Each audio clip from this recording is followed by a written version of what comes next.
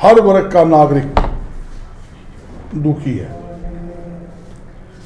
और मुक्ति भारतीय जनता पार्टी से चाहता है कि ये वो सरकार है जिसने चाहे किसान हो, चाहे सरकारी कर्मचारी हो, चाहे छात्र हो, चाहे आंगनवाड़ी महिलाएं हो या चुने हुए सरपंच हो, सभी को तसल्ली से दुड़ा दुड़ा कर पीटने का काम इस सरकार ने किया है। यहां तक कि 5 दिन पहले ही हमारे तो कान पक्के लोग सुन के टीवी डिबेट के ऊपर हमारा गठबंधन बहुत मजबूत है, बड़ा पवित्र है, 5 साल हमारी सरकार चलेगी। और रोज भारतीय जनता पार्टी के नेता बयान देते थे तीसरी बार भी मनोहर लाल खट्टर जी के नेतृत्व में हरियाणा की सरकार बनेगी, ये कहते थे। पिछली बार नारा दिया, अब की बार 75 पार और 40 में अटक गए। और दूसरा कहता था अब की बार यमुना पार। और दोनों महकमे जीवने के लिए, मलाई खाने के लिए इकट्ठे हो गए। मैं यही बताना चाहता हूं, अगर सरकार ने अच्छा काम किया होता, मनोहर लाल जी ने प्रदेश के व्यापारी, किसान, कर्मचारी, मजदूर, उद्योगपति, आम जनता के हित में काम किया होता, तो भारतीय जनता पार्टी मनोहर लाल खट्टर को हटाती नहीं। मैं एक ही बात पूछना चाहता हूं, चुनाव के एक दिन बिल्कुल नजदीक उनको हटाया गया।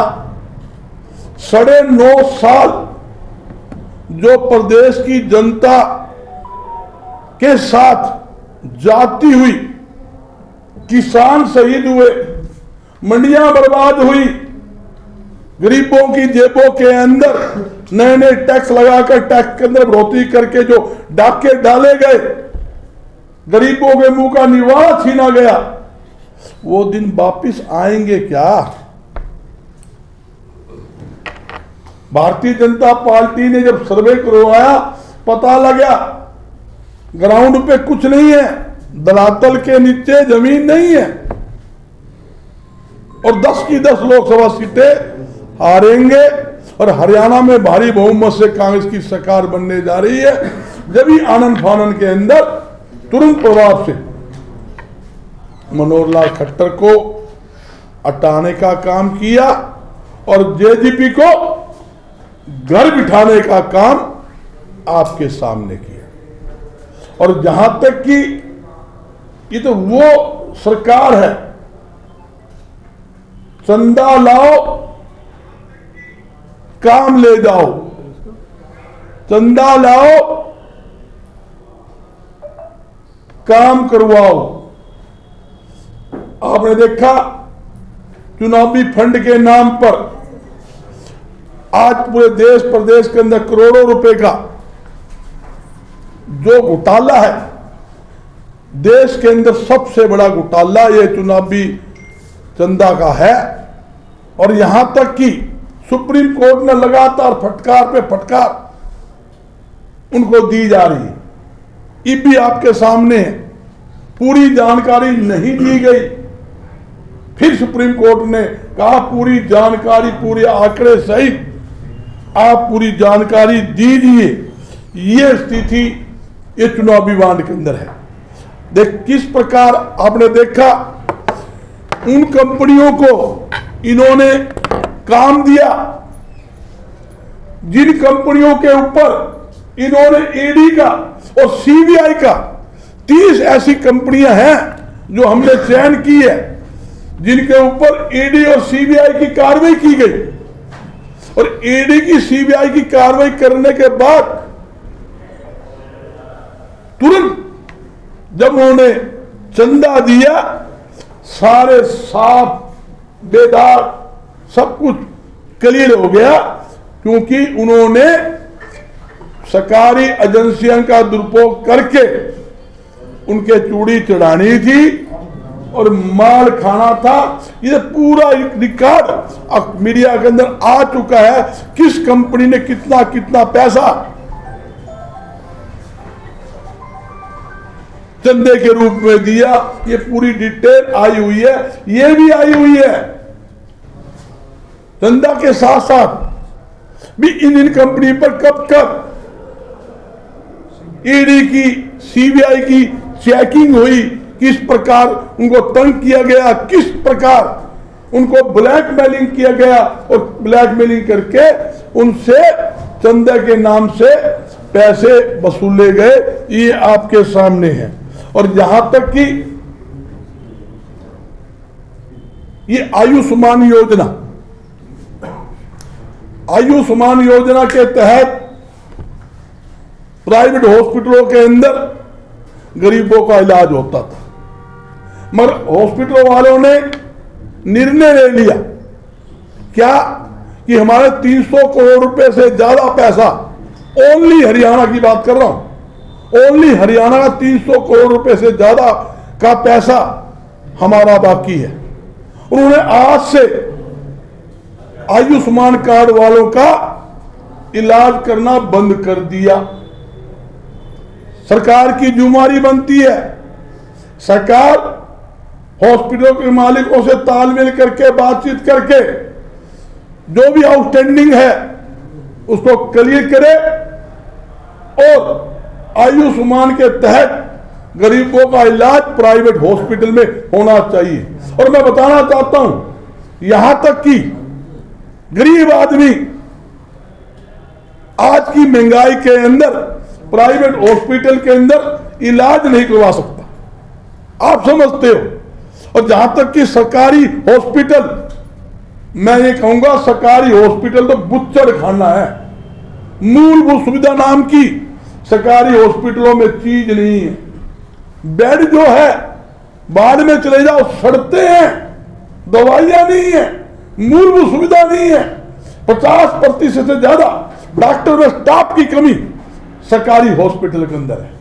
ये भी 4 दिन पहले भी जब स्टूडेंट ने जो मेडिकल करवाना पड़ा, 8-8 घंटे लाइन में लगे, झगड़े हुए, रात को फोन आया गरक साहब ये स्थिति है, हम जाके वो फैसला करवा, लाइन में लगवा, 2 दिन तक उनको भी मेडिकल का सर्टिफिकेट नहीं मिले। ऐसी स्थिति सरकारी हॉस्पिटलों के अंदर है। ना अच्छी शिक्षा है इस सरकार में, ना अच्छी चिकित्सा है। सरकारी हॉस्पिटल आपके सामने मैंने बता दिया, सरकारी स्कूलों में मूलभूत सुविधा नाम की कोई चीज नहीं। हजारों सरकारी स्कूल इन्होंने बंद कर दिए या मर्ज कर दिए। सरकारी स्कूलों में चले जाओ ना तो वहां आपको बच्चों को बैठने लिए बेंच मिलेंगे, सरकारी बिल्डिंग की हालत खस्ता हालत आपको मिलेगी और किसी प्रकार की मूलभूत सुविधा वहां नहीं है। बच्चों के लिए वहां शौचालय तक भी सरकारी स्कूलों में आपको नहीं मिलेंगे। ऐसी स्थिति आज की स्थिति कुछ नहीं, ऐसी स्थिति आज के टाइम ना चिकित्सा है ना सुविधा है और यहां सरकार पूरी तरह से फैल सिद्ध हुई है। और मैं दावे के साथ कहता हूं आगामी लोकसभा के अंदर 10 की 10 सीटें यानी कि इंडिया गठबंधन हरियाणा में जीतेंगे और भारी बहुमत से हरियाणा के अंदर कांग्रेस की सरकार बनेगी। आप लोगों के सहयोग से बनेगी, जनता के सहयोग से बनेगी, जनता के आशीर्वाद से बनेगी। आपने खुद सुना मेरे अजीत दुर्सन जी ने क्या कहा इस रैली के अंदर, बोले अभी मेरे को रात को 12 बजे अमित शाह बुलाता है, बोला आ जा भाई। रात को 12 बजे जब हम गए उसने कहा भाई तू रोहतक चुनाव लड़ ले। दूसरे का मन ने क्यों मुरवा होया, बोला मैं तो चुनाव लड़ा को नहीं और सवेरे पहले समझौता तोड़ दिया। इसका मतलब भारतीय जनता पार्टी डरी हुई है, घबराई हुई है। उनको पता है आज स्थिति हरियाणा में इनकी क्या है, वो बताना चाहता हूं। आज 3 बजे चुनाव का बिगुल बज जाएगा। तो मैंने इसलिए पहले हाईकमान से आदेश आया भाई ये मोटे मोटे एजेंडे हैं, इनको लो और बताओ क्या स्थिति है। और हमारा कांग्रेस पार्टी का हर कार्यकर्ता, हर नेता पूरे हरियाणा के अंदर घर घर जा रहा है, सीधे संपर्क कर रहा है। कांग्रेस पार्टी बड़ी भारी मजबूती के साथ दंगल जमाए हुए बैठे हैं। और मैं क्या चाहता हूं, एक छोटी सी वर्कर मीटिंग करते हैं तो हमारी रैली का रूप ले जाते हैं। अगर रैली करते हैं तो भाई कहने की जरूरत नहीं, फिर तो रेला ही रेला है। आपने देखा अमित शाह की सरसा में रैली हुई, सारे बाजार बंद कर दिए, धारा 144 लगा दी, बाजार बंद, पंप बंद, होटल बंद, मंडी के अंदर लगा दिए, आधी कुर्सी खाली थी। गुहाना में अमित शाह जी की रैली करी, ऊपर उड़ता रहा, नीचे कौन आया, भीड़ कौन थी, वापिस चला गया। जब हमने सरसा रैली करी, आपके सामने 25 एकड़ की जमीन के अंदर सरसा के अंदर रैली करी, कटिया मच रहा था। तो हिसार में रैली करी, 1-4 के ग्राउंड के अंदर, चारों तरफ हिसार के अंदर जाम था। ऐसी स्थिति हिसार के अंदर, हरियाणा में जो जो हमारी मीटिंग रैली हुई है, आप देखोगे ऐतिहासिक भीड़। कलियात की मीटिंग की, कलियात में देख लो, है बारिश थी, सारी रात बारिश टप टप कर रहा, टेंट लगने जगह को नहीं, सवेरे 6 बजे काम शुरू करवाया। और आपके सामने है 40,000 आदमी सिर्फ विधानसभा ओनली कलायत की रैली थी, उसमें मौजूद थे। तो लोग चेंज चाहते हैं, बदलाव चाहते हैं। ये घोटाले की सरकार है, मैंने बता दिया इतना घोटाला है। और जहां तक हरियाणा की बात करूं भाई, इन्होंने कि मैं छोड़ दिया नहीं, गेहूं ये खा गए, दानी ये खा गए, सरसों ये खा गए, वो घोटाला। कोरोना के समय में लाखों लोग मर रहे थे, अरबों रुपए की लिस्टी करवा दी, लिस्टी घोटाला। पुलिस कस्टडी में शराब पड़ी थी, करोड़ों रुपए की शराब बेचकर शराब घोटाला। धान आपके सामने, हमारा डीएसपी जो हिसार का बेटा था, जब पलवल के अंदर उसकी ड्यूटी थी, धान को उसमें खनन के अंदर खनन माफियों ने डीएसपी के ऊपर गाड़ी चढ़ाकर उसको मार दिया गया। और आपके सामने डाडम के अंदर कितने मजदूर खनन घोटाला मरे, कितने जगह जगह मरे, सबकी एफआईआर दर्ज है, सबकी। और सरकार ने एसआईटी गठन कर रखी है। आज 3 साल से ऊपर हो गए, आज तो कोई मुख्य आरोपी पकड़ा गया, किसी पर आज तक कार्रवाई हुई, सिर्फ कागजों में है, असली माल तो जिम गए।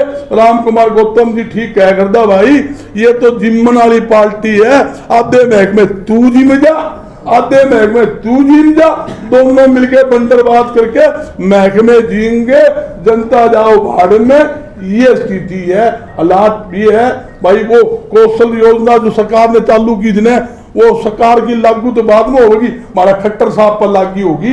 वो 4 साल की योजना थी, वो खट्टर साहब का वो 4 साल इस भारतीय जनता ने पूरी करके उसको घर बिठा दिया।